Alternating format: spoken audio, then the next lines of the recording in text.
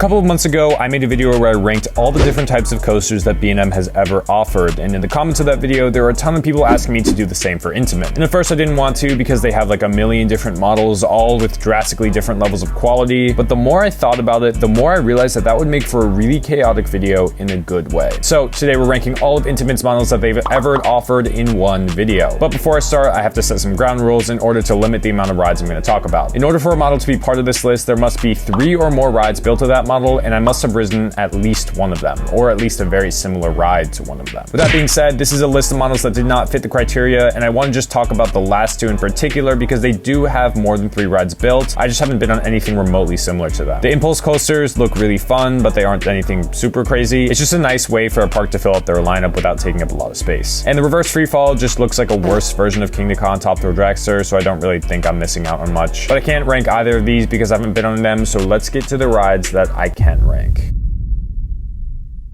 Okay, I actually haven't been on any of these either, but it doesn't take a genius to figure out that these are the worst. This is home to maybe the worst coaster ever built, Green Lantern's First Flight. This ride is so bad that it's not only boring, not only low capacity, not only painful, but legitimately dangerous. In 2015, this ride gave a woman permanent brain damage when she was only 13 years old. She sued Six Flags, and Six Flags actually won the case, but quickly disassembled Green Lantern and replaced it. And the replacement is much better. Now, I know Green Lantern isn't the average of this ride model, like the Zack spins aren't usually this bad because Six Flags did some modifications to the train that made the ride worse, but honestly, the rest of these rides don't look that good either. It's basically a jankier S&S free spin, which already aren't that amazing. I've been on S&S free spins and even those aren't that good, so why would I want to go on a worse version? Intamin tried making a newer design of it, which no one has bought, and it just goes to show that this is Intamin's worst model, no debate.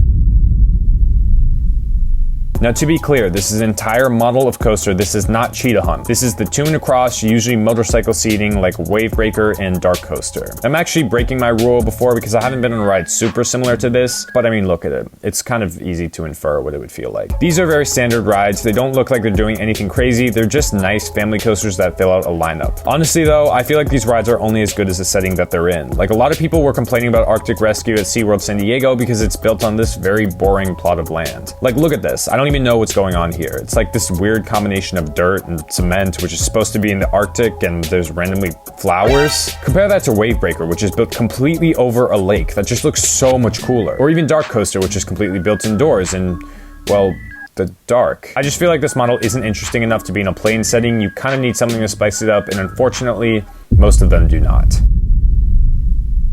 This is yet another one that I have not been on, but I have been on mock water coasters, and these look pretty much identical. I've never been a huge fan of water coasters. I don't know, something about them just doesn't really excite me. They're cool if they're themed, I guess, but even then, it reminds me of a log flume with extra steps. But then again, there's nothing inherently wrong with them, so I can't really bash these rides that much. They're just very average. I don't really have much to say about this one, so I'm just gonna move on. Okay, these ones actually look really cool. I like what B&M does with their inverts, but I feel like the Intamin suspended coasters just look a little better. They're a lot more unique. They don't have those like B&M cookie cutter elements, and they even sometimes have launches. Well, I guess once they had launches, but people loved it. Honestly, Volcano looks like such a good ride that it carries this model above the water coaster for me. Blasting out from the top of the volcano is just such a cool concept, and weaving in and around the rest of the ride is something that I'm really bummed that I'll never be able to experience. It's not that often that inverts are really well themed or have a cool setting to go through. They're usually just a tangled mess around themselves. But Volcano really did subvert any and all expectations of what an invert has to be, and gave Intamin the groundwork for their impulse model that became so popular. It's really a shame that Kings Dominion had to close it down because they really just don't make rides like this anymore. And the other Intamin inverts don't look that bad either. They're actually pretty cool. There's something very smooth about these rides. They blend from one element to the next seamlessly, like even more so than the B&M inverts. I feel like each inversion is a continuation building off of the last, not like you're putting down presets in Planet Coaster, but with the best one being closed and the fact that Intamin will probably never build one as ambitious, I can't really rank this much higher.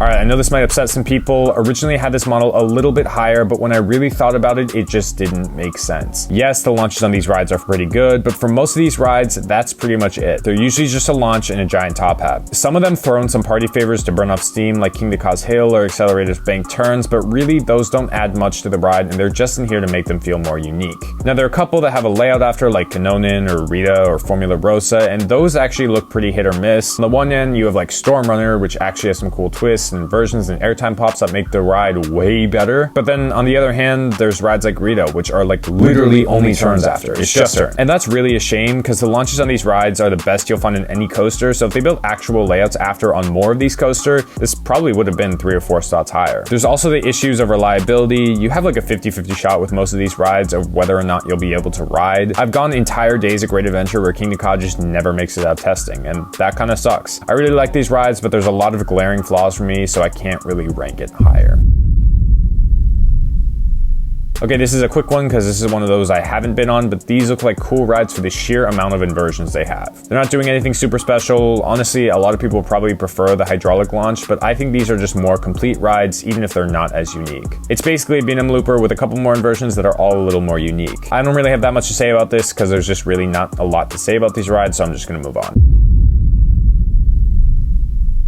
Okay, from here on out, I've been on all of these rides, so I have a little bit more to say about each of them. The Wing Coaster almost didn't make this list because there's exactly 3 of them, but I'm really glad it did because I love this model. This is a huge jump from 5 to 4 because the top 4 are 4 of the best types of roller coasters out there from any manufacturer. Now, a lot of people have a gripe with the restraints on these, and I totally get if you do, but they don't really bother me. They feel really open and exposed, so if you get past the tightness, you'll probably like how open it feels, and that openness is fully taken advantage on these rides. Like Skyrush is maybe the most intense coaster I've ever been on, and the other 2 look pretty similar. Honestly, Flying Aces could even be more intense. It looks crazy. These are just powerful rides. They have the double Intamin spine track for a reason because the airtime is legitimately violent. Now, Furious Baco is a little different. It doesn't look quite as intense, and the trains are oriented like more in line with the B&M wings, but I've heard nothing but rave things about this ride because of the speed, so I don't think it hurts the overall average, I guess, for this model. I know the Skyrush restraints are a turn off for a lot of people, but if you can get past those, then these rides will be incredible for you. I just wish Intamin had built more.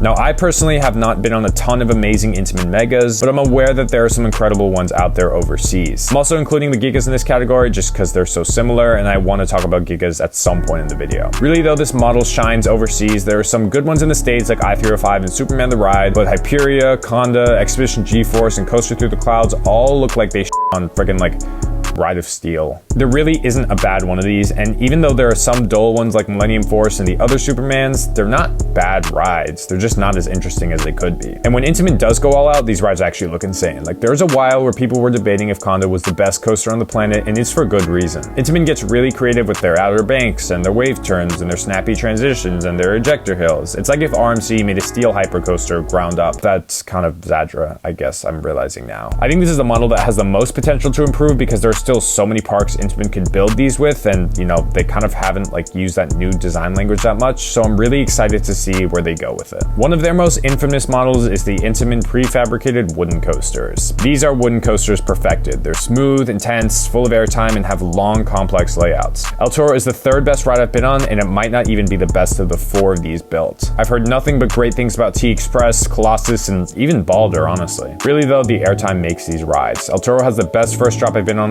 any coaster, and the following camelbacks feel like they're trying to rip you from the train. And the Rolling Thunder Hill, as unintentional as it may have been, is probably the single strongest moment of airtime on the planet. Like literally pure force. If there's a way to measure airtime in like newtons or something, this would have the highest value on the scale. But you already know these rides are great, and it's a shame that they're so expensive and difficult to maintain because like the Wing Coaster, there are just too few of them. But they didn't take the top spot, and I think you know which one is. So at number 1, we have... This is the holy grail of Intamin coasters. There are so many of these rides and so many bangers, I could make a case for this being the best model out there out of any manufacturer of all time. Maverick, Terran, Pantheon, Velocicoaster, Taiga, iSpeed, Haggard, Soaring with Dragons. There's so many classics, how could you not think this is their best? And they're unique rides too. There's family rides, there's dueling rides, there's themed rides, there's rides with tons of inversions, there's rides with tons of airtime, there's rides with both. I'm pretty sure this is their flagship model, and it's for good reason. There's so much versatility and so much quality packed into every ride. And they're only getting better in my opinion. Velocicoaster only opened 2 years ago, and I think that's their best work. And with their new gen open restraints and switchback technology, I really just can't wait to see what's gonna happen and where this ride is gonna go in the years to come. And yeah, that's just gonna about wrap up my ranking. If you disagree with any of the placements or have been on any of the models that I haven't been, you know, like the lower ranked ones, then tell me what you guys think in the comments below. Thank you guys so much for watching. Don't forget to subscribe, and I will see you in the next one.